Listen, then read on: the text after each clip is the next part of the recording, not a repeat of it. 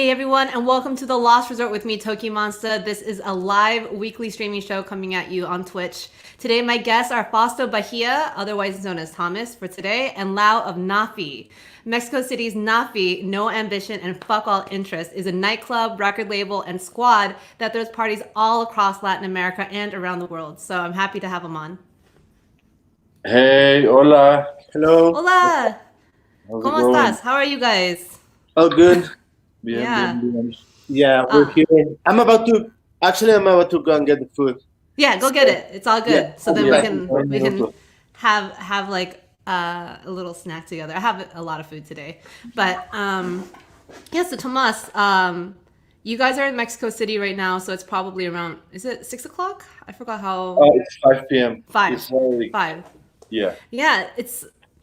I mean, Mexico City is one of my favorite cities in the entire world. It just has so much culture, and everyone's so lively, and there's a lot of really cool things coming out of that city, and of those cool things is Naffi. So I'm just really curious, how has this road been for you guys? You know, if you can tell our audience, like, tell us a little bit about what Naffi is, you know, how and why did you guys form, who's involved?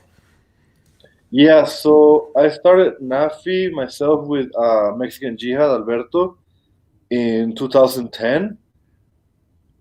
And I don't know, it seemed like the music scene was sort of like very the same, you know, like everything was sort of the same thing. And there weren't spaces for things that didn't fit the you know, like whatever the aesthetics that were popular back then. And like even like you couldn't go to clubs with like sneakers or hats, like you had to wear dress shoes and like, Everyone had to wear like the button-up shirt, right? There's yeah. like that button era. I mean there were some places, but not every place, you know. Of course there were some places where those things didn't matter, but that was still the norm in most of the established clubs, you know. So we were super bored, and we were not. It was like back then. It was like I remember there was a moment, like 2010, where where it was only disco house like everywhere, and then like yeah, it was the only option. It was like only like it was very homogeneous, you know, like one thing only across the whole city. Mm-hmm. So we wanted to do something about it. And we were like 22 back then, so we were like, Mm-hmm. of course, we wanted to throw parties, and like we were like, let's do a party. So it all started. It all started as a party, pretty much. Like that's how we started, like throwing parties, and then through the parties, we were inviting a lot of first national artists who weren't invited to play, you know, like in the city. And while we were inviting all these people, I guess they started becoming a community because we were like the only ones. We were the only ones who had the same like way of thinking, you know, per se, like or even musical taste. So that's how we met Lao. We met Lao through the internet, actually, even though we were in the same city. He had blog back then called 401, and they would like post a lot of the stuff that me and Alberto were listening to, and yeah, it happened online actually. So we invited him to play, to like hang out. Yeah, and it was like super, like organic in a way, because my blog was focused on. First of all, it was in Spanish, but like editorially, since I wasn't paying any like a premium theme or WordPress, whatever, I was like trying to make this editorial thing where it was like super on the same level, posting about like big international DJs or like local DJs or national DJs, and that's how I get started to message all the DJs where it was like, hey, I'm posting, I made this blog post about the music and so on, and yeah, after we all met, it was just we became Friends, friends and super collaborators. collaborators, and became like somehow like a machine with like different characters that have like a different Yeah. vision and like different So ideas. they were posting the music and we were doing the parties, and then we started doing parties together, and then that lasted for like 2 years Mhm. until 2012 that we thought that doing parties was fun, but we needed to promote people's music in a See, in a it was more like the organic story of like a promotion company that then becomes like a DJ crew, and then like this DJ crew has like the need of putting out the music because now Yeah. we start like making edits of like either like underground music or like top 40, didn't matter, but we started to lay like the blueprint somehow of the aesthetic that we somehow use or like develop through the years. Yeah. And then at that moment we're like, oh, like there's people, our friends, our like close circle, they already know the songs, and it's like they know when we start playing and stuff. So it was like the natural step of then becoming a record label, then somehow like a management slash booking slash whatever, and like all the things that comes afterwards. yeah. So we started. Sorry. Oh no, go on. Sorry.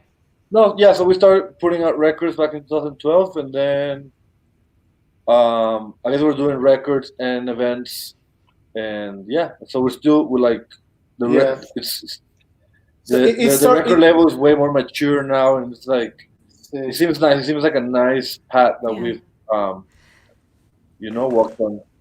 Totally. I mean, it's I don't know if you guys know, but I had Tiger Paw on this program. And I know that you guys have been you guys put out her music as well. And we're gonna put it out next month. Oh, okay. So is it not out yet? Yeah. Almost. Okay. So we're gonna pay attention to that. Before we play our first song, I do want to say too, it's really interesting because you guys are very like omnivorous. Like you guys are able to absorb and participate in a lot of different music styles. So you have like grime, vogue, house, techno, and I'm wondering if that was really deliberate and it makes it hard to form an aesthetic when you have so many genres. Well, we never wanted to like be part of one thing, like only one thing. We didn't want to be defined by a scene or a group of people. So like, and I guess it's also personal. Like I feel like a lot of us come from like a lot of different music backgrounds that are so different, and like so we didn't want to be like, oh, like we only play house, we only play techno, we only play. I think it also was like a simple progress of the idea that I don't know, here in Mexico, like there's no like niche scenes for like different like specific types of music. So in the end, if you're like an underground slash alternative slash whatever freestyle DJ, like you can somehow have like you can set the wheel of performing like whatever. So when we start touring after like the first 3 years of the label, we start getting like international traction. I went to RBMA in Tokyo, and after that, they started touring international. So it was part of like I think I lost you. You guys glitched a bit. So you went to the RBMA in Tokyo? Yeah. Oh, okay, cool. Yeah, I spoke at that one. I mean, it was a long time ago. Yeah, I was so tired too. That was funny. That was like 2013 or 14. It's a while ago now.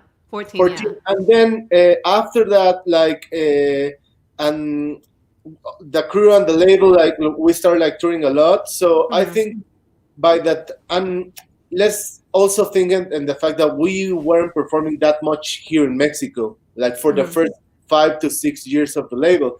It was only parties that we also promoted, or it was that just like friends gathering and like whatever. But like it was crazy because at the same time I was like, I don't know, we started playing like Sonar in Barcelona, like big stages and stuff. But back home still, because we were like somehow like underdogs in this like in the regime of like the club culture or like the promoters. I know how that feels. We were actually banned. Like there was a group of people who decided that we couldn't play in any of certain clubs, And so that's what happened pretty much. That like the bigger promoters were like, Naffi's not allowed to play here, That's so and that's yeah, that's so like the it was opposite of like allowing people to be creative, you know? That's so yeah. whack. So we were like, you know what, fuck that. We're just gonna go and play elsewhere. And Yeah. then there was a point where people here couldn't ignore us, because he was like, all right, like See, we have to we have to pull the band because like and that we was need them to play here because like see they're that the was only ones making like back then like the only like the biggest maybe like crew touring from see. like DJ crew touring outside of Mexico, so Hmm. after 5 years maybe they pulled the See. band and then we started being more and part of the it Mexico was scene. also because we started like at some point to collaborate and work in certain like international like campaigns of like certain like native instruments or like with Yeah. some of the boiler room events, also with Yeah. Red Bull, and we did some like I don't know, just brands, whatever. Hmm. But then when we came back to the city because most of the summers in the last for 3 years we were always outside. So at some point we started making parties again here in the city, and that's when we started to get the chance to have like I don't know, either sponsors or like those certain like commercial relationships. Yeah. That's so cool. I mean, it's really interesting, right? Because there is a lot of people that have grown into these large brands. I mean, music like labels or whatever, and a lot of them start from doing parties. I mean, Yeah. even my manager, who's like also like a business partner and one of my best friends, he started club promoting. A lot of people start in that way because there's no scene for you yet, so you have to make your scene, Yeah. right?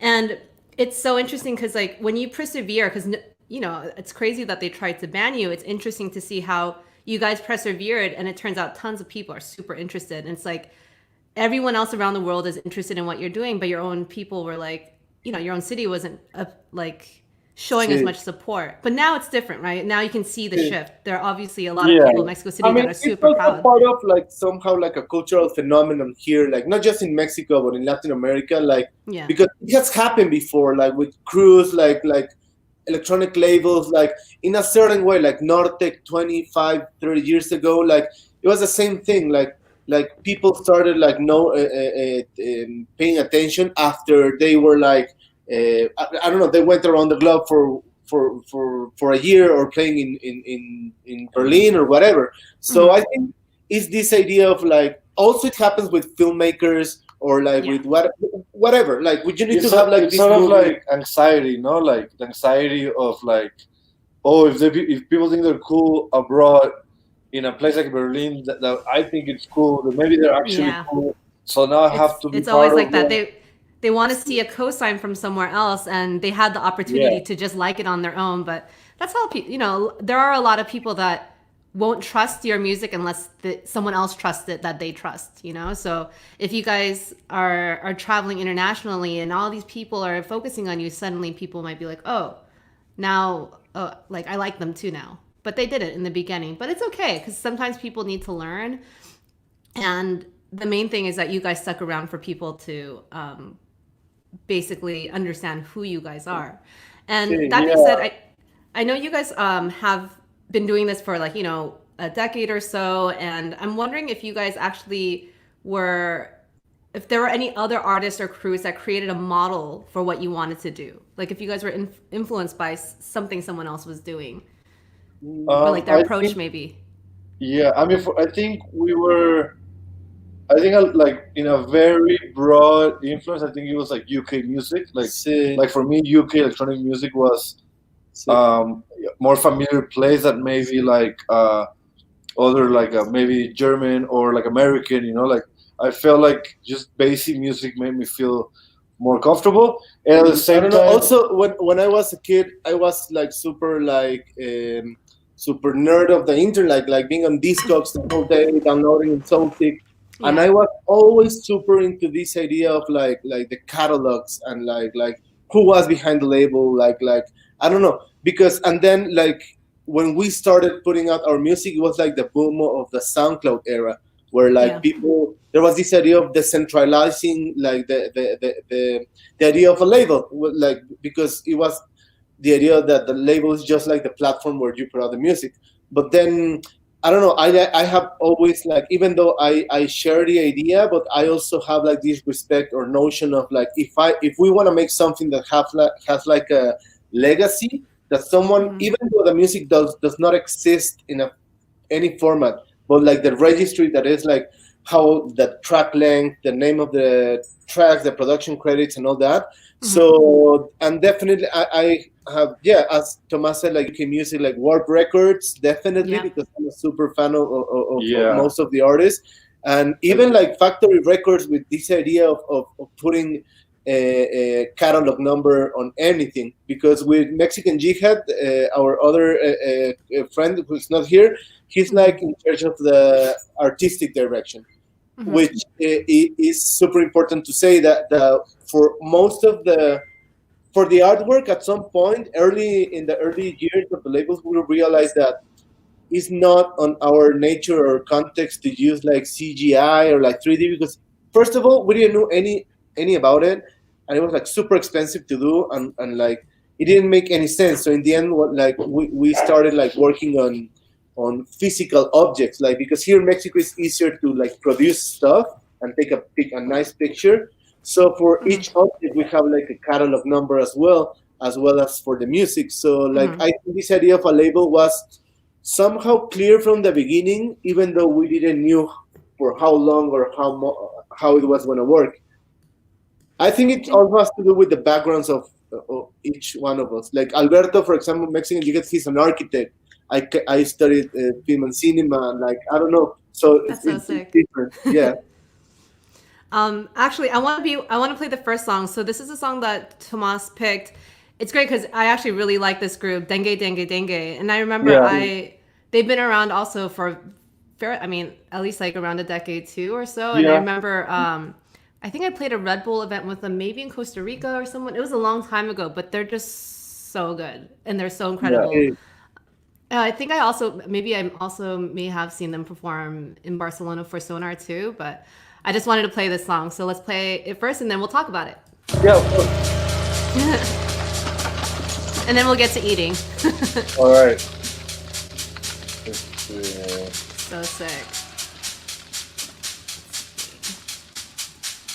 Let's go.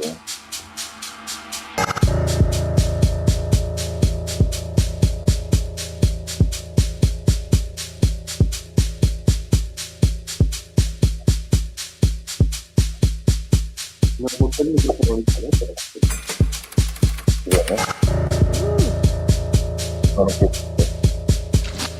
Everyone in the chat, stay active. We see you. Shout you out.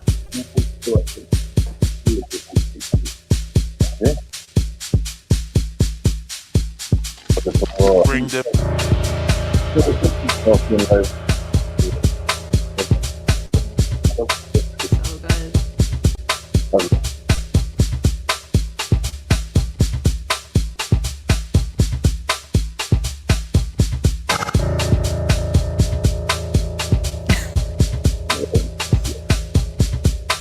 I see you in the chat, Lewis. Shout out to all the promoters out there.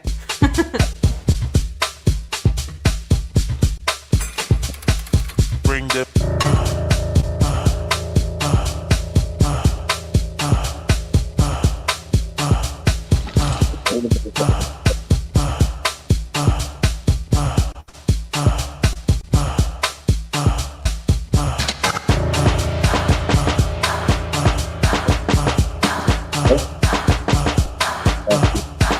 bring the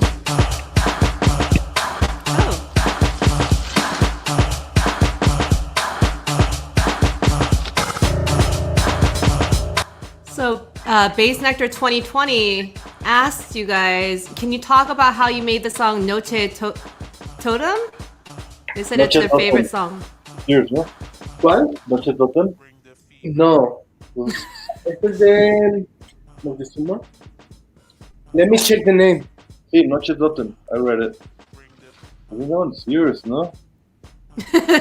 I forget No, the names of my no. songs all the time. Yeah. bring the feet. Okay. You don't always have to have an answer sometimes. Sometimes people know more about you than you know Oh yourself, no, sorry, Oh, that's from one of let's talk about that. Actually. our last releases. It's by Mila Tirando Violeta from Uruguay. So See, yeah, I thought it's messed up, but yeah, I don't know how she made it because she I worked. wasn't there. Yeah, but like I met Lila a couple of years ago through the internet. She's this like started like this like eager like super active like fangirl on like internet with the Latin American electronic musicians. Uh-huh.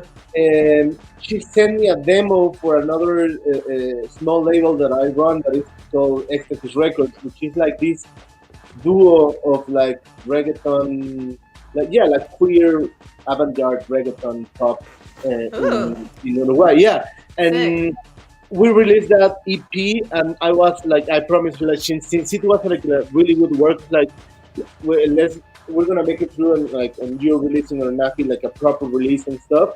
And it was like for almost like a year, probably a little bit more now, because Yeah, it took a while. see, I met her in person like super briefly for a couple hours I in actually Barcelona. chose one of her songs, so maybe we can talk about all of this when her songs comes.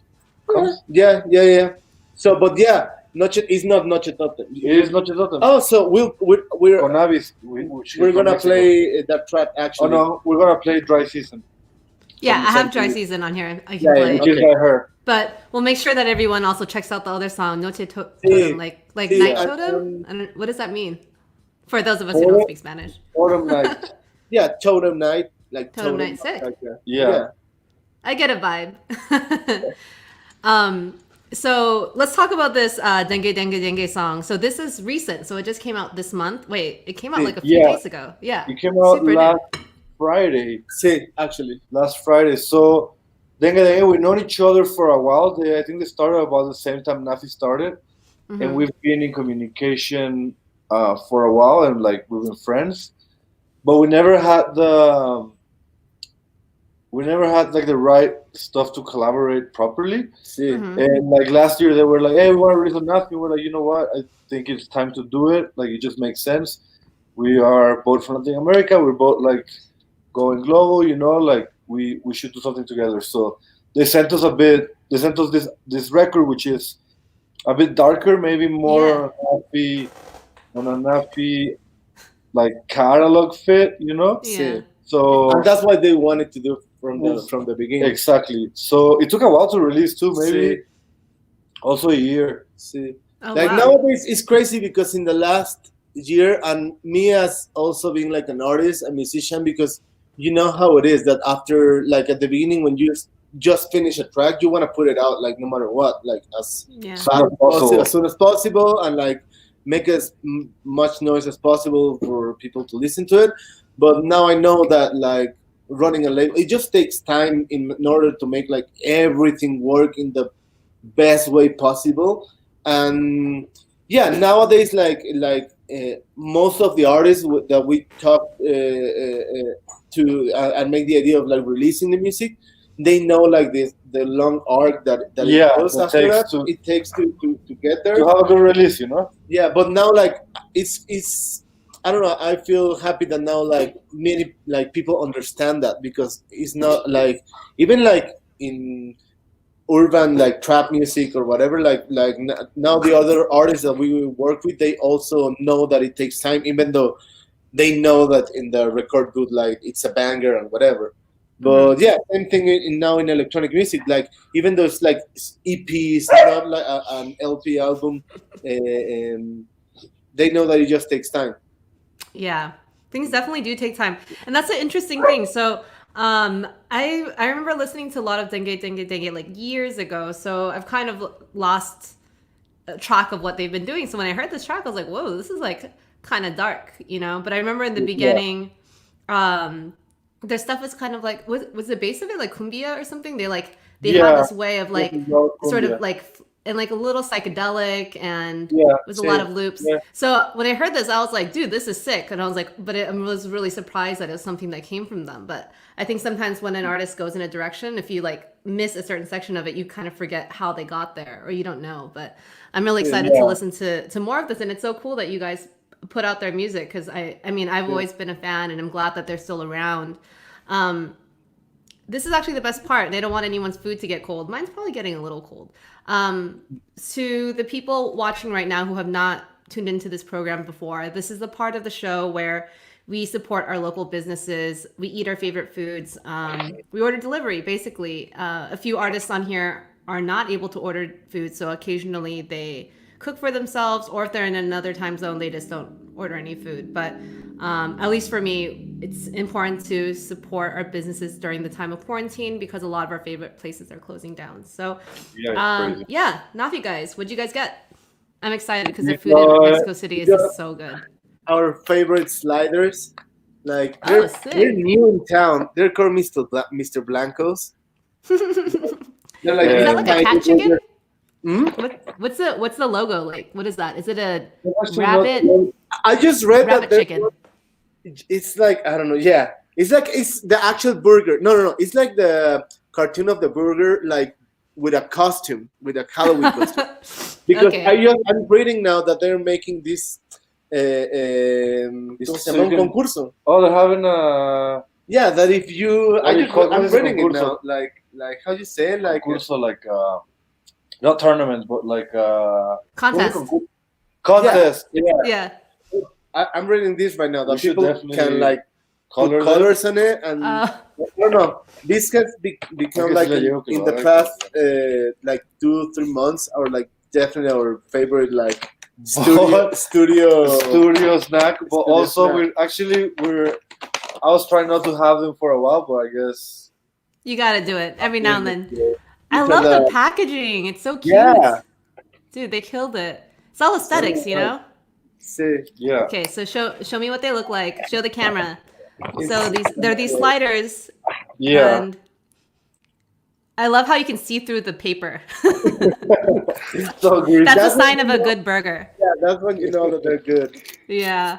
So I mean, what makes them special? I mean, they look good. I'm so hungry. I just want to eat your Like food. for example, I love the fact I'm a super anxious person, so I Yeah. love when there's nothing on the menu but just one thing, and they Okay. just have this, and basically that's it. Yeah. So it's like there's no There's other like option. tater tots and burgers. And that's Yeah, it. yeah. So I like, love tater tots. That's I like love the that best. concept. I don't know. I know what I can go and eat there the next time. You Usually also- I'm just obsessed with eating tacos in Mexico City, but I guess if you live there, you want to eat other things. Yeah, I mean, yeah. Yeah, I mean, I totally believe it. If it's like you don't Nico want to always eat burgers fucking every up. day in LA. Okay, so I'm gonna share what I have in front of me. So I'm not explicitly vegan, but I do like eating, meatless days. And I ordered from a restaurant called Alok, and it's based in downtown LA. So they do Southeast Asian food, kind of like Vietnamese food, Thai, etc. But they just, everything is vegan, but you can't tell. So, okay, I have so much of it. Let's see. So these guys are like it's like covered in cilantro. Wait, hold on. Okay. So this is salt and pepper shrimp. It's a little purple because of this cabbage that's underneath it. And I already started eating it, so I know that it's good. And then this is like a summer roll with a pork roll inside, but it's also vegan and sauce. And then this is a banh mi, which looks so good as well. It has tofu and all sorts of amazing things in it. And let's see. Okay, hold on. I have even more. Then I have, I wonder if I kept the menu up. I didn't. Okay. The summer salad that they made that has all these fresh ingredients and pineapple. And on top of that, now I also have this. So this is like a raw burrito, which has like avocado and macadamia nut cheese and all sorts of things. And then this is fucking so good. It's basically calamari, but it's made out of mushrooms. And then they gave some rice. And on top of that, It's like a fat ass. Who cares? Yeah, This like vegan cake and this Wow. rainbow, and I guess in honor of you guys, rainbow flan. So it's like a flan. Yum. Yeah, so I'm pretty excited to eat that. And then on top of that, I'm drinking a michelada. So from Actually, Flying Embers. oh. So I'm going in. Why- It gives us why- something to do when we're playing music, you know? Let's see. Let's play another song. So this song is Lao, this is your remix. So I'm not sure how to say this artist's name. It's the song is called Paraíso Playboy. Entre. How do The you say that? Playboy. The Playboy. Oh, okay. He's Yeah, doing El like the Playboy. ASAP Rocky thing. Yeah, okay. Exactly. So Paraíso Entre Rocas. Yeah, Paradise in Between Rocks is this remix I did for his release on Magia Records, which is this record label from Houston, from our friend Panch from Santa Muerte. And I don't know, like El Playboy is part of this crew from Buenos Aires, Argentina, called Agua, and they're like, they have been fans and supporters of our label and my work for like years. So he asked me for this remix, and like I know that kids like all the I always get tagged on like DJ sets on Argentina or like really in South America with this song. So that's why I wanted to play it. All right, cool. So this came out in 2018. We're listening to Paraíso Entre Rocas with my Yes. bad accent. I'll work on it. Ooh.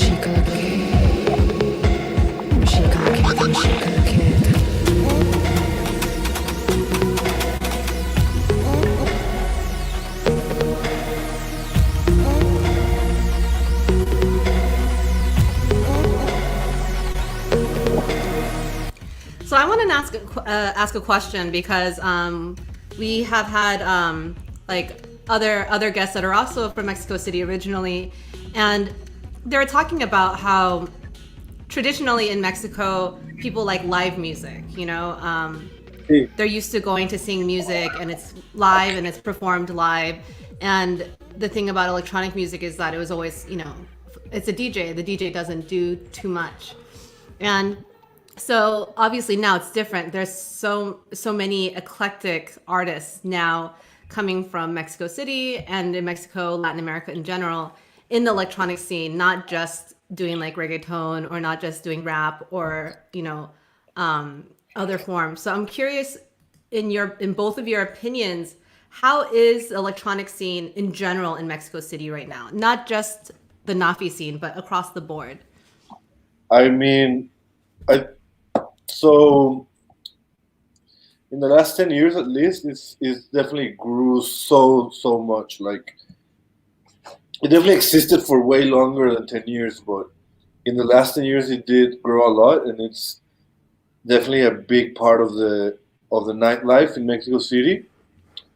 And I think a few years ago, no, yeah, I mean, it's very welcome. Like, besides reggaeton, which is also mostly consumed in Mexico by DJs, is probably more popular than rock, for example. I feel like rock in Mexico, a lot of the venues closed, or like there's not any interesting things. There's not even bands. There's no bands coming out. There's definitely some, it will never stop existing, but it's definitely, I would think, music electronic. I mean, there's still big concerts of like other stuff, Some is rock, some is R&B, or reggaeton or rap or whatever. But I think outside of the concert halls, I think electronic music or just dance music in general is it's the biggest thing. And before it was like this like super posh, like minimal techno scene, the one that was like somehow sustainable because they had like the brands, the money, the PR, like the good pricing, the tour bars and all that stuff. But yeah, definitely like in the last 10 years, it has been developing the idea of like this niche electronic music aesthetics.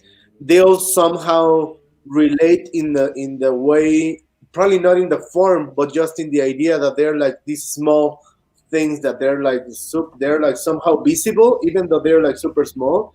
So many of the big festivals, they most of the time like give the chance in a small tent or like whatever. But this is like now like a constant, like when they know that place is like for these like either several or just one, but it's now like something that you can definitely make something work or like take as a freelance job, for example. Something that 15 years ago, like you wouldn't rely on being like a DJ to pay like 100% of like your rent or whatever. And now I think definitely like super difficult, but even though with COVID and all that stuff, like, I don't know, I think like the instrumentation of like how far can you take like your concept, your aesthetic or whatever into different like outlets besides the music, or because right now it's just like DJ sets and stuff, but like I don't know, so online, but I don't know, there's people that they find ways on how to operate, and I think it's in a good moment. And like many people always ask like us like how it is to be or like to start like or to take this leap of faith of going from a hobby to an actual job. And even though it's difficult, but I mean, like everything's difficult now. So I think like, it's definitely something that now people can do. Everything is difficult right now, definitely. Even though it's something super weird, eclectic, like super random, I guess. I mean, for the both of you, it's interesting because you guys have. I imagine that a lot of the Naffi audience, fandom, local attendees, they're probably maybe the next generation, right? I'm finding that even for me, just existing also for the last 10 years, looking at the landscape of music, it's so much more collaborative now. Like 10 years ago, people may not have wanted to support each other as much, but now everyone's about like, Yeah. let me do my best to do something good for you, and let's work together. And this idea of just collaborative art has become so big, and I find that the younger generation is so much more about it, and they're also less strict. They're not like, if I listen to rock, I can't listen to techno. You know, Yeah. if I listen to Future, I'm not gonna listen to like, I don't know, like Aphex Twin or something like that.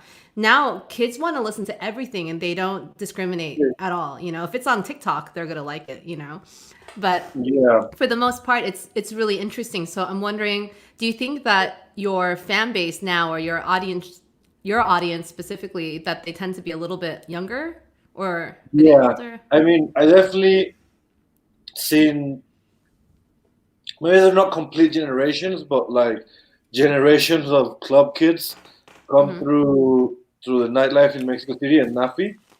I definitely can think of like 5 different groups in 5 different moments, you know, and every group being younger from the one before. And I think right now, last year when we were still doing parties, I think the regulars, the younger regulars, they were in their early 20s, you know, like maybe 18. So yeah, it is getting And it's younger. like different levels of like understanding of what NAAFI is, because from the top we always have this like not clear idea if it's like a label slash crew slash brand slash whatever. So it's cool because like for some people, like for example right now there's people that they're like now discovering NAAFI through the latest like streetwear collection that we put out. So for example, I can't believe that for some kids it's like a streetwear brand, and I can't believe that for other people it's like the art school student party that everybody wants to go to or whatever. And for other people it's just like, I don't know, like this entity like that is from Mexico that somehow is in like the cultural sphere, even though they're not into the music, but they know what it is. Yeah. Interesting. You guys have really covered the bases. And that's the thing that I find that's really common too. People don't typically just do labels now. They do all these things. Because even for me as an artist, I'm an artist, but I also have a label. If you do merch, as they would say, people don't want merch that looks tame. Now they want merch that looks wearable. You know, there's a lot of ways that this industry has evolved. And I'm wondering from a business standpoint, if you guys find that the way that you're approaching it is good. Is it a model that you guys enjoy? Because you guys do cover a lot of bases. Yeah, I mean, People are curious about like the business side of how one can survive in this industry, you know? See. Yeah, well, I mean, we do merch and we do all of everything. Of course, we want to make money out of it, you know? But also, I think we always saw NAAFI as something fun and something that would let us do our own projects in a way. So, like, I feel that's why we do merch, for example. That's why we still releasing records, is because, we managed to make it work. You know, it hasn't been the easiest thing. It's like merch is the easiest thing possibly, but like us selling records is definitely takes time to understand the music industry because it's ever changing right now. You know, like I haven't seen it stop developing itself and how you sell music, how do you make money out of it. So I think it's something that it definitely takes some time to not only get used to, but to study and to understand it enough. You know, like I for me, example, like I run the record label and I understand it through my experience, but also through my other friends in the music industry experience. And it's taken me a lot of time to like have a bigger grasp of what the music industry means, you know, because it is. You do release music and you make money out of it, but that is just like a percentage of what really is, you know, like a small percentage. Like selling music is just the obvious one, but like, so yeah, I mean, I feel like for a record label or an artist to be successful with a distribution is very important for them to understand the broad picture of what the music industry is, and also like how do you distribute it, like not only, I mean, putting it out and putting on platforms and blah blah, like what are the tools within the infrastructure of the industry that you can use to your advantage to make your business sustainable, Mm-hmm. and 100%. and the thing is that for me, my experience is so complicated that it's me as a label manager, it's taking me a lot of time to keep understanding how it works, and like I feel like I have to keep myself updated constantly, so I know what's happening. Things like, for example, when Spotify came out, I was like, I'm never gonna use Spotify, and because I just didn't feel a connection to it, Mhm. And Do you use it now though? yeah, I use it now, and it doesn't mean that I make tons of money out of it, but Oh, yeah. Not really. You get in but America, you get like just for anyone who's out there on Spotify per stream, you make per stream is 0.0006 per stream. Just so you guys know. it's not 0.008, because in Mexico it's 0.0008. Like it's actually like worth so much less than the See, US. it's like 1/8 of like the UK and US standard. Yeah. I think in America it's 3 zeros, so you don't even make a cent. You make 1/6 of a cent. Wait, you make 60% of less than a cent, something like that. I can't. Obviously, even though I'm Yeah. Asian, I'm not very good at math. So it's 3 zeros and a 6. So it's And in Mexico, 0.0006. every play it costs an eighth of that. Like it's so much That's less. crazy. Oh. That's not fair. Why is it that way? It should just be universal. I It's guess not it even an depends American on- company. Because I It just think depends on Yeah. people here are worth less to the corporate West, so like because of course English play is gonna worth more because the cost they they're worth more as persons. the cost is like a relationship in how expensive they're gonna sell like the ads for the people that do not pay like the platforms. So definitely like getting the attention of like someone in Switzerland is definitely more expensive in terms of like marketing or whatever. Interesting. So it's like a cost, Yeah. like So their that's their return on investment. Yeah, and also I think it depends more on people's ¿cómo se dice? What do you call it? Like I think it depends on society's individual Cost not of living, or not cost of living or land credit, but like their how much they can spend, like for example, like Mexicans can spend less than other countries like in America. So it means that like products are going to be cheaper. It means that like Spotify Mexico probably costs less than Spotify in the US, So like yeah, like it's definitely like it's something that like tabulates people's worth through their national economical situation. Interesting. So it's really fucked up. But my point was that like not to trash Spotify because Oh no, we love Spotify. Spotify, if you're out there, we love you. exactly like I learned to love you, and now I have to work very close with them. It's something that's what I mean. Like you gotta learn how to like. There's so many streams of revenue nowadays, even though within streaming, which seems like one, but it's actually a lot. So like I don't know, just like learning all of the little things that like to make your company sustainable. Like Yeah. Because for example, just to run this up, like in Mexico or like in most of Latin America, just the fact that you can maintain or sustain yourself by doing that is like a success story, like in itself. Like an artist that can pay its rent by selling his art, even though if he's like a photographer, filmmaker, whatever, that's definitely someone like on this standard, someone that who made it, right? Exactly. But then after that, I think that's something that in this career of being like an artist, DJ, promoter, whatever, like when you take that leap of faith of going like, okay, this is gonna stop being a hobby. I'm gonna like quit my job and say like, because that's my story. Like when I got accepted for like the RBMA, I was I had a really good job.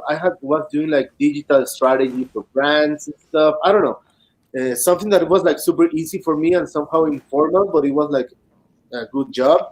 And then I started getting like 1/10 of what I was getting in that office. The first month I decided that I was gonna stop working in that company and become like a full-time DJ. And I don't know, I think like in that, and like it's not to understand like the music business in itself, but like just to know how to go through it, because it's gonna change mostly every day. Like tomorrow's gonna be another platform or like whatever, or like another way of like selling, licensing, whatever, like of doing music. So it's just being like smart and like with the eyes super open and go after going through the like the peak of like creativity and like work in the fact of getting like established as something, and then you can like fine tune everything else. Yeah, 100%. I mean, I know how you feel, because I think around the time I also did the RBMA in London in 2010. So that was about the time, or maybe just a year before that, or maybe even just the summer before that, is when I decided to just do music. And it is a big leap of faith. And if you want to last as long as you do, you really have to be malleable and understand and are able to adapt. It's super important to be able to adapt in this industry. Let me play this next song. So this is Dry Season by Lila Tirando. So you guys were talking about her. Tell me a little bit about the song. It came out in August, so it's pretty recent also. Yeah. Limerencia. First of all, Lila Tirando Violeta is a super beautiful name. It translates to like lily color. What's the name? Like Purple. Like purple. Is that a kind of purple going to another Lila. kind of purple? Lila is one kind of purple, like this, like sweet purple, and Violeta is like a darker purple. It's like a darker purple. So like her name is like going from Lila to Violeta to Violet to this color. So interesting. Oh, it's like lilac to violet, maybe. Yes. Yeah. Okay. Interesting. I have her name listed as Lila Tirando. Is it different or? Lila Tirando a Violeta. Tirando is like somehow like a colloquial way of it's like trying. Yeah, trying or transitioning. But her complete name is Lila Tirando a Violeta. Okay, I get it. Oh, that's a beautiful name. Yeah. I really like that color. So the song is called Dry Season, and then we'll talk about it a little more after. Yeah. Did you guys already eat your burgers? Yeah. I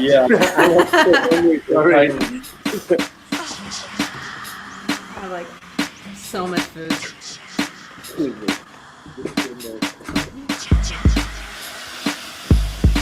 should make it a little loud.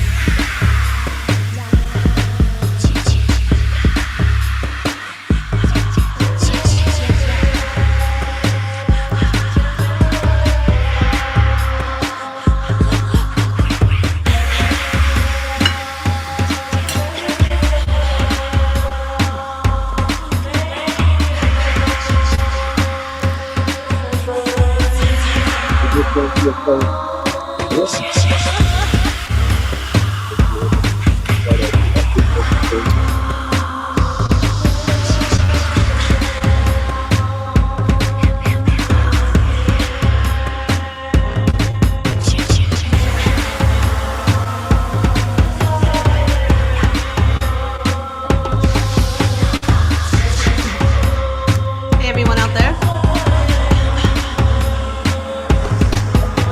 Again, shout out to the chat. I see y'all.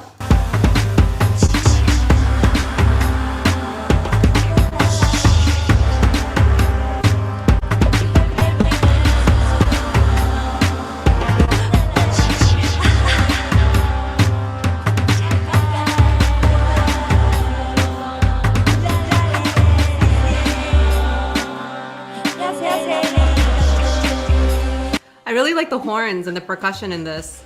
It's super sick. The low like trombone kind of bassoon sound.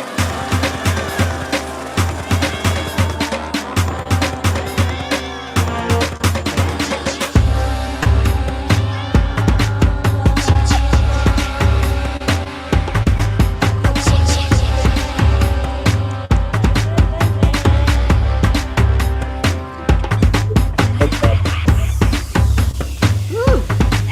I love a good drum break. Fun to like DJ into the next thing, you know? Yeah. So let me ask you, Lao. So you also, would you guys both produce, or Lao, do you mostly produce, or? I don't. I do all the label management and organize. You're the guy with the everything. glasses. So. Yeah. That's me. I do. I'm an artist and produce like my own music, but like I also produce now music for like any kind of artist. Like, but it started by being like an underground music DJ. Yeah, But it's yeah, now interesting too. So I wanted to ask you, just you know, a lot of people who watch the show, they love hearing all the like the music, gear, tech questions, and yeah, what software do you use? Are you on software? Do you like using like gear, like hardware more, or what's your no, approach? before, like, first of all, like in Mexico and Latin America, like getting like your first piece of hardware and gear, like it's complicated, because Mm-hmm. you're not gonna find it on like a pawn shop or like whatever, like even though it's Mm-hmm. like a simple thing, because they weren't selling any of those things back in the day when they were released.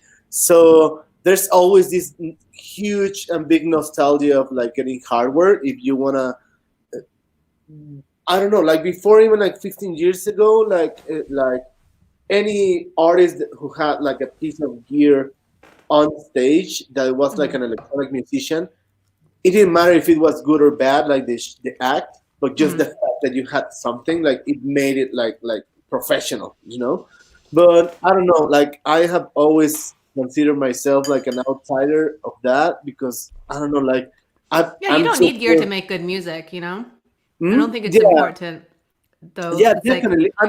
And even like in the digital era, like going like a step further, like I now try to use like as less as possible like BSDs. Like mm-hmm. I only use like the same ones that emulate. Like for example, for effects, I always use like the any brand, but that emulate like actual hardware. You know, like the Mm-hmm. classic compressors, or like the like wave Like the simulators wave for stuff, this, yeah. that, yeah, or all that stuff. Because I still in my dream it will be like, okay, because when I finally face this piece of gear, I'll know how to work through it. But mostly I use like Ableton as merely as a DAW, Mm-hmm. because, and I say that because many younger producers, they think of Ableton as the actual instrument, which is not. It's just like where you can record the music, you know, Yeah, like it's a because, DAW. yeah, because It's a and workspace, yeah. since it has its own like its own like plugins and effects and all, and samples and all that, like Mm-hmm. people or kids that they hop into the the software without like any knowledge, like you'll find it as like as opening like a video game, you know, like because you might probably do not know that you can install more stuff or whatever. So I just like to think of the any DAW. I use Ableton just because Mm-hmm. that's the one I use. But Mm-hmm. then I use Native Instruments Machine Mm-hmm. with like the complete 10 or 11, like the basic one, like all the synths and all that stuff. Yeah. And I use the Arturia collection. Yeah. They do really And good analog modeling. see, So anyone out there, like all definitely, the Moogs and stuff like that, they do a see. really good job. And like the ARPs as well, they do really good Yeah, ARP and they added emulations. like this amazing stuff where you can like somehow add like modulation to like certain like old school analog synthesizers, and yeah, and Waves plugins. I don't know my favorite plugin, I think, is like the utility plugin of the Ableton, when you can go like spread like the width of the stereo image, and Yeah. like I think that's the most simple one. But Yeah. in going back to Lila's track, like she she's like super proactive. Like she records birds from her window, and she goes to parks and throws stones to the water, and she takes her time to make like the aircraft right. So I Yeah. think like the yeah, it's like this nice combination in between like I know she has a base station and like some like small pieces of hardware, but Hmm. she works also with samples. In the end, it's just to get it clear that it doesn't matter like the sound source in itself, if it's a Yeah. sample or synth or whatever. But I don't know, like it's just what you can make out of it, like sampling whatever. 100%.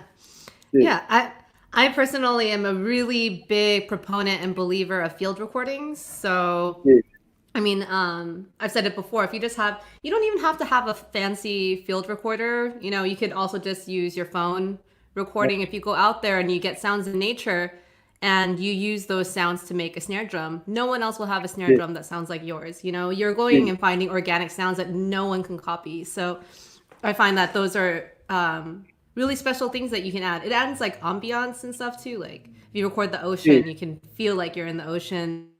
If you record birds, you can feel like you're in nature. It's a great way to transport someone somewhere else just through listening to a song. So I believe really passionately in that, and I think it's such a cool way to make your music stand apart. Let's listen to the next song because I know we're going to run out of music. I want to play all the songs that you guys sent okay. over. So, Lau, you picked this song. So it's Blasta Masta, and the song is called Nocturna. Can you tell us a Yeah, little bit about it? Blasta Masta is one of the artists of like a super younger generation from us. Like he just started like I mean he's been around for like 5 years, but I've seen like in the last couple years he has like grown up as an artist. Like I don't know him in person. Like and is this one of this because I'm always the guy that always want to know the people in person. I don't know, but like Hmm. sometimes like because he's I don't even know want to know who he is. I just want to like listen to it and to like to see how it goes. And I think this song particularly like grabs like or like gets like the actual feeling of like the peak of a Naffi party in like in the I don't know like 4 years from now. And I think it's just this combination of like ravey sounds with like somehow like Latin percussion with but with like bold kick drums and I don't know. It's super emotive, and it has like Interesting.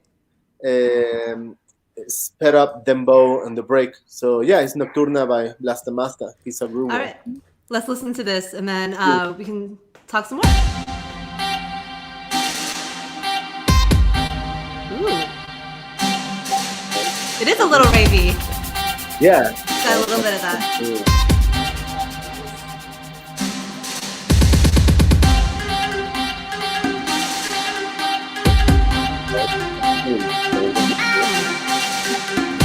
I lost my cat.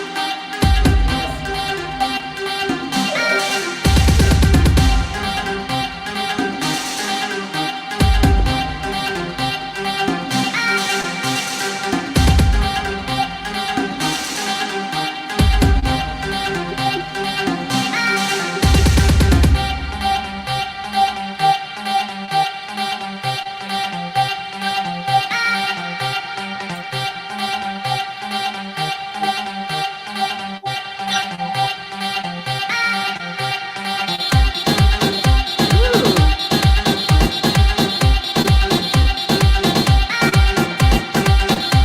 sick! This is so cool. Really good.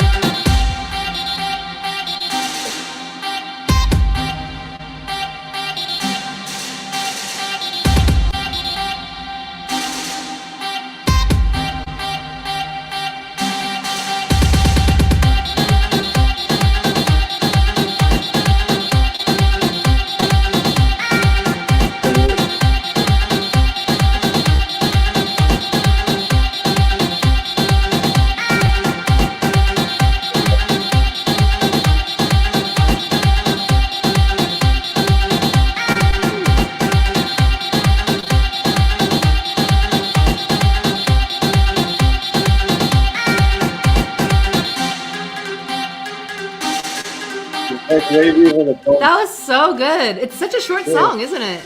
Yeah, I feel I like know. that was like only like a minute or something. It seemed really I short. texted him and I wanted to like ask him for the song because I wanted to re-release enough, but like I released it somewhere else and like it doesn't matter, like just like rework it again because I think it's like super short as well. I Yeah. like the fact that it has like not that much elements, even though we somehow listen a lot of stuff. And I like the fact that it keeps like this like innocence slash ravey vibe and like some nostalgia. I don't know. It's like a really nice song. I just would love that it would have been like longer, like at least like Yeah, double the length, I guess. they could totally make I don't know, extended edit. That's a thing, Yeah. right? Yeah, extended, yeah.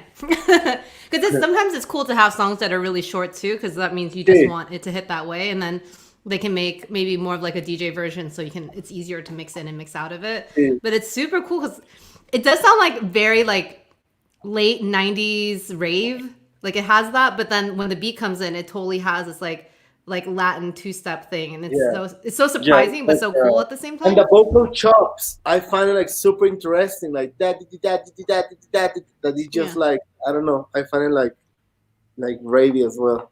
Yeah, exactly. It has like that like arpeggiating, like repeating thing. Yeah, it is very nostalgic and has a little bit of like the chords and the sounds are a little emotive. It's so cool. Yeah, it sounds new, but it also sounds a little bit like it's taking the energy from like a previous decade. That's super cool. Thanks for sharing. Let's see. I have more questions for you guys. Let's see. Oh, okay. So 2020. So we were saying like it's about a decade of Naffi, right? Am I correct? Naffi. Yeah. So are you guys going to try to celebrate anything, or do you? I don't know. Maybe We tried celebrating, and then everything got shut down. We had like a world tour and a lot of stuff happening, but then we had to sit it out. Yeah, I had to cancel everything. I feel you. What we did is that we've been doing a lot of label work. Like we were putting out a lot of music. That's true. And, like organizing ourselves. So I feel like at the same time it came at a great moment for us to like have a more introspective moment where we can definitely reorganize and then be ready for 2021. Yeah. And hopefully we'll celebrate next year. But yeah, we did our 10-year release with all of the core NAAFI members. But besides that, I think it's just been a lot of work within ourselves. And yeah, we did have a plan. We had we were gonna tour for like 4 months, like 4 or 5 months, but then we had to stop it for now. Maybe next year we'll get back into it, but we'll see what happens. Hopefully next summer will be open again for nightlife and stuff, I think so. Or I mean, I'm optimistic, so I'm like, gotta energize it, manifest, like it'll happen. And I talked to a friend in Shanghai yesterday who has a club, and he has also this record label called Subcult, and we're working on something together. And he told me that in China things seem like everything is normal, but the borders are closed. So hopefully we'll get to that peace as some countries have now. But there's there are some countries like in Australia, New Zealand, they're starting to do festivals again. Like they're planning to do year-end summer festivals because they have their shit under control, so they got it down. So I'm really optimistic. I mean, no matter what, at some point we're gonna all get through this and be able to party and go back to I miss the club. I miss a good rave, you guys. So I don't know about you. I miss the club, but honestly, I think I've been going to clubs for so long that this year is like, all right, if I can do it, I'm just gonna wait. I had my share of partying. I only had my share, but more than the average person. So I'm like, if I have to wait 1 year to go back at it, I'll, maybe it's time to do something else. And then, but I miss also DJing. I haven't DJed in a while, and it's frustrating not be able to go and see your friends and you know, maybe like play next to them or like Dance a little bit. yeah, or whatever. like Yeah. play a track that like I'm getting all these tracks in my email. It's like okay, they're great, but like by the time I can play, I want to have more other tracks, you know, like so. Totally. It's come to a Um, point where I almost miss sweaty people. You know, when you go to a club, everyone's all sweaty. You're like, yeah, someone's BO and sweat. But now I almost missed it because I just miss being around people, you know? you know what I Um, miss the most is going to like the bar of the club and getting a drink at the bar. Just like that situation where you're just like freely getting a drink and like I don't know, it's just something that I really like. It's like that, like more than dancing or anything besides playing. It's like buying a drink is at a bar, a cocktail or something, Yeah. something that I really I miss. feel that. I miss that too. Just like sitting at a bar and being like, I want a drink, and then them bringing something out. So it's small Exactly. things. You don't know you like- miss it until it's gone. Giving money to the bartender, like yeah, like that activity is like it was such maybe because it was such a common thing in my life that like right now it's definitely missing. Interesting. Yeah. Yeah. Well, that's the first thing. If we ever get back to the club, we'll get you a drink. Let me make sure I play these other songs too. So this next one is by Gaika and it's Of Saints. So Tomas, you picked this track and you Yeah. guys released it in July. Yeah, it's also one of our. So what I did, I chose a track from our last 3 releases, just so like I could showcase some of the new artists and some of the new acts that we are adding to like that are releasing to the label and being added to the label. So this track I like it a lot. It's not a club track. It's definitely more como se contemplativa, like contemplative. I don't know. That's not a word. I don't know, but like it's more introspective. You know, like it's more of a listening to track, and I don't know. It's beautiful. So I'm excited to hear it. It's one of the best tracks of the record, so I wanted to share that. I'm gonna eat my dessert to that one. I'm switching my stuff around. Okay. Oh, you're going to the resort. I'm gonna go to food coma. I'm gonna need a siesta after this. Yeah. Okay. The song is called Of Saints by Gaika.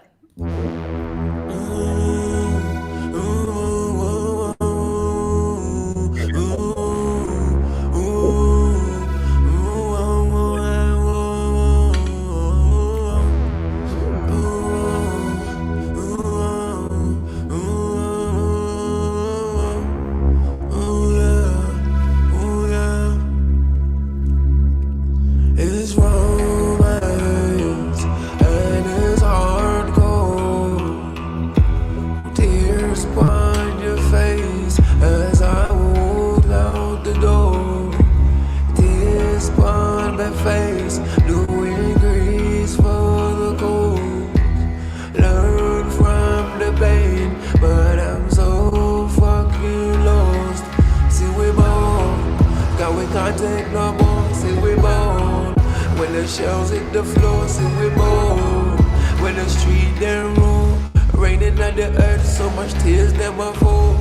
God, don't cry, don't speak, don't talk, don't weep. Remember we vulnerability. There's kings and queens on every street. There's kings and queens with broken dreams. Raise your head, hold up on the majesty. Raise your head, hold up on the majesty. Raise your head up. Hold up on the majesty. God, don't cry. Don't speak. Don't talk, no. Never will. So let's talk about this song a little bit. Let's talk about this artist. So is he also, or where's Gaika from? He's from actually he's not from London. He's from England. I don't remember exactly what city, but yeah, he's English. He has released with like when I first met him, he released with None, then Mixpack, Warp, and now he started releasing like this with us. And we became friends, through music, and We invited him a we couple. invited him to here a couple times, and then we did this record like in a few trips, like 2 trips to Mexico. We started recording, and then it took like this one took like 2 years to come out. Um, It's crazy. I met him. I remember I wasn't gonna play in this festival, and suddenly I got this call from the organizer, and it was like, "Yo, Total Freedom is not playing this party. You want to play to close this stand?" I'm like, "Sure." And that's how I met Gaika. I played 2 tracks, and the third one was like Buck Box from Night Slugs, like this grimy track. And he was like, "Yo, can I grab the mic and just like go through your tracks?" And I'm like, "Yeah, of course." And that's how we met. And yeah, and then through a label, and I went to Tokyo last year, the year and a half ago, and we recorded a video for another song. And yeah, it's like now this relationship of like being friends with like the crew and stuff. And so all of the tracks in the album are done by Naffi artists, like the core member. Sick. So this one specifically is done by Tayana. She's Argentinian, and Lao did like 2 tracks, and like each of the core members did like 1 or 2 tracks on the album. So I think it's definitely more of a experimental sound because it really has all sort of influences on it, Yeah. And it's a continuation of the one he released on Warp Records was called Security. No, that was on Mixtape. Oh, Mixtape, sorry. And for this one, it was like the continuation of the concept, and it's called Seguridad, the release, which is security in Spanish. And actually, it was the first project with the one we started working on our studio, on the Naffi studio. Yeah. Like we opened it in November, December, and he arrived on January, February. He paid his ticket. He was like, "Yo, guys, I want to go and make some music," and he just came like for 3-4 days to be locked in the studio for like 10 hours a day. We recorded like 10 tracks. Yeah, we didn't even went to get anything for food besides tacos in front of the studio and stuff. We just were working, and yeah, we're happy on both ends on how this came out, because at some point that release was also, we thought it was like frozen, like in someone's like, because at the beginning he was trying to get, because he was on Warp, he was trying to get this release out on the label, but then it didn't happen. So it was like we just thought it went cold, and Tomas picked up the communication like in the last few months, and that's how we release it. Yeah, that's so sick. So it's interesting, or actually it's really cool, because what I think is interesting about you guys is that you guys are based in Mexico City, but you're an international label essentially, because not all your artists are Mexican. They're from everywhere, all over Latin America, all over the world. You're talking about playing venues in Shanghai, in which Shanghai is such an amazing place to play music. What do you guys see for the future of Naffi? Where do you guys want to go from here? Do you guys have anything in mind? Well, I don't have anything particular right now, because I think right now I'm actually doing what I hadn't done before, which was like taking the moment and like work really from Mexico City, because most of the time we're traveling. So, and I think by the work that we've done this year, I think I want to see Naffi next year. I think this year Naffi as a record label reached a certain matureness that it hadn't before, because we didn't have the seriousness and the sit down time to do it really properly. And this year that we found that moment, I think the label really matured in a positive way, So I think in the future I want to see it's gonna be an older label, of course, but I want to see like a strong, mature label that like it keeps bringing out new stuff into the plate. And besides that, I don't know. I do wanna. Yeah, I want to see the label look. I want to see a bolder label, 100%. I don't know. I guess we'll travel some more, and I'm looking forward to that. I think I've done that more than the label stuff. So maybe right now, for me personally, is I want to see I'm getting more like ambitious projects, I guess. exactly bigger projects and like Because, for example, at the same time, even though we were enjoying it at the most, we knew at a certain point that we were relying on the media and the hype that it was around the branding of the label. So it was Mhm. like this somehow toxic thing that we had to balance in order like to not be drowned by it, you know. So I think in that line of thinking, it was somehow okay that all this happened because now we're working on the catalog and like into bigger and broader projects. We're starting the pre-production of like an opera that we want to make here, like a Wow. multimedia show. That is something that goes towards the idea of clubbing and raving because we were thinking that in the last 10 years like we did our biggest effort to put like or to contextualize a lot of stuff that weren't on our interest in the party or like the context of the club. So now Naffi has grown more like as a cultural entity. So Mhm. I think the best or like the most uh, yeah promising idea is to like look for like bigger projects, like not also taking care of like the club idea of the project, like the party development and all that stuff.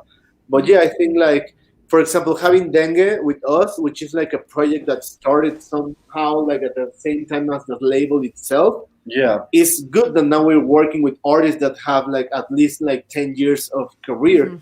So it's like a super good like shaking of hands in like this uh, group of persons because it's not just both of the dengue but all the support they're getting by their own community and what they have worked through the years. But yeah, I think like more than having yeah expectations, it's just like to have the keep ourselves optimistic to like keep yeah working and taking all the chances like wherever they come from. yeah actually I want to start like Lau said, we want to get bigger projects, but at the same time I feel like within Latin America we are the to go club label, you know, Mhm. and we have the capacity to publish every upcoming artist that we think is great, you know, like we just Mhm. it's a lot, it takes a lot of time, and it's so what I do want to do is I want to start a new line of catalog, not a sub label or anything, just like a new line of catalog with a name, Mhm. um, for younger Latin American artists, like maybe really short EPs, maybe like 4 tracks, Yeah. and like Yeah, maybe like club tracks and club yeah, tools, four remixes, exactly, but edits. only four. You know, we'll put it on a platform which is definitely going to reach the people that is going to reach. You know, and I think that way. I also don't want to be the gatekeeper that like I hate it when I started doing this. Yeah. You know, and I mean I'm not because I'm not trying to close the door for anybody, Mhm. but the way I think it right now is like if Nafi has a capability to open maybe even a piece of the door, you know, like through uploading something to our Bandcamp with a fast art cover, you know, like maybe it, it's not the same as putting out like a proper release, but at the same Mhm. time, maybe it's also a way where we can like push new artists, like in a very simple way. Maybe other labels other artists and labels can you know like lay their A eyes on hundred them, percent. but Exactly. I'm. Mhm. but wait, just one. I'm good. Just, but maybe also if there's something that we connect, you know, like work wise, and it's working, maybe we'll bring some other people into the main catalog. But I think it's just a place so like, because there's not much music media in Mexico, so maybe we're gonna have to be that sort of medium ourselves, you know, like just to open the door a Mhm. little bit. 4 tracks, one a month, you know, and I think maybe we'll do. Maybe it's not gonna have the biggest impact, but maybe it'll have some impact on some people, you know. 100%. Yeah, I truly believe in that concept. I mean, the label that I have, I always use it as a platform, and it's really me choosing artists so that they can go on to do better things after. Like it sounds Yeah, like the same for you. It's like you want to give someone an opportunity so that they can probably go do like you'll give them some attention so that they can go and do greater things even yeah, beyond, um and that's great because that's giving back. what makes art thrive, right? Is sharing the opportunity with everyone and sharing information, because the more information we share with other people, the better the art will be, you know? Yeah. I always figure somewhere out there, there's someone who could be the biggest musician of our time, but they don't even know how to play music yet because the opportunity was never given to them. So it's up to us to, like, you know, help if we can. Obviously, not everyone has to. And you never know, maybe like we'll meet some people that we have a great work and friend relationship. Mhm. We work on a very personal level, you know, like I hate doing cold like label releases, you know, where it's just like I signed this, you signed that. I don't care who you are. I do my work, you know, like, but we work on a more personal level. So maybe who knows? Maybe within this new line of catalog we'll meet new artists, and maybe they do great, and then maybe we have a really good relationship, and maybe they'll jump onto our catalog or they go somewhere else, you know. We don't know, Yeah. but yeah, I think it's with our experience and just like people watching us, you know, like there's enough people, interesting people watching us that like if we're gonna release someone who is unknown, maybe they'll have more attention than if they would just release that on themselves, you know?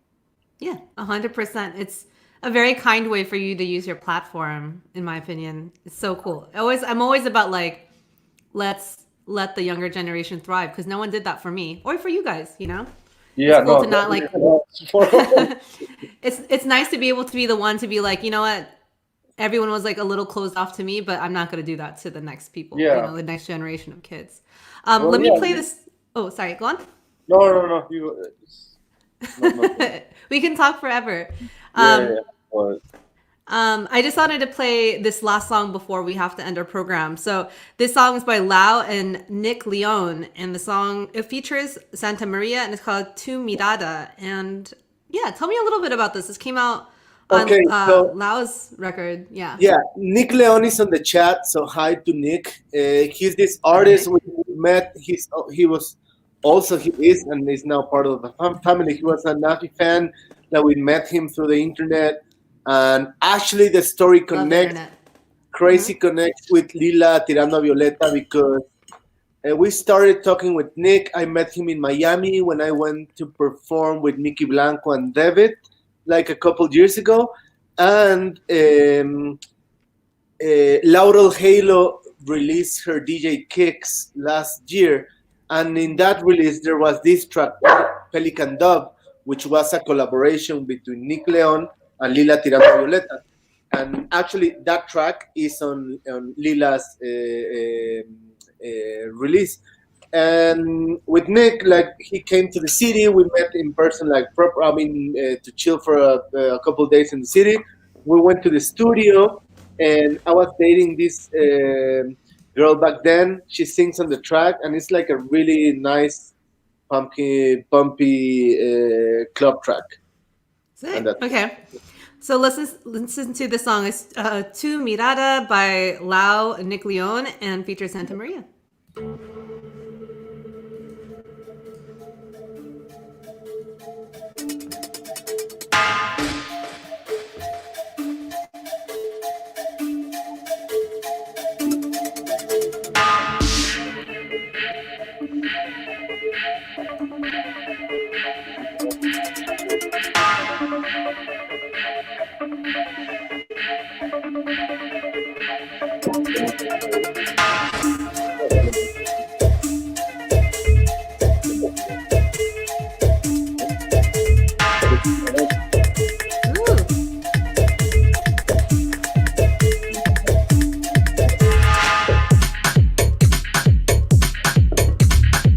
Ooh, sick.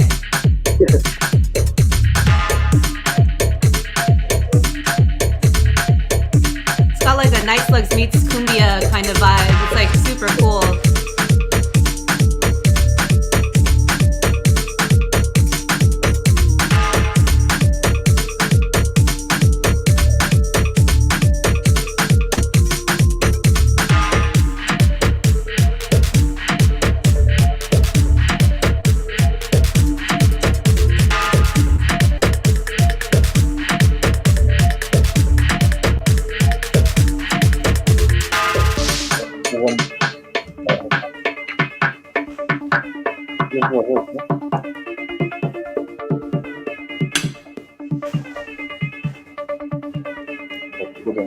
I'm anticipating what's gonna happen. Que el cielo se caiga, la luna en tu cara, no existe mañana, que el sol ya no salga, que el cielo se caiga, la luna en tu cara, no existe mañana.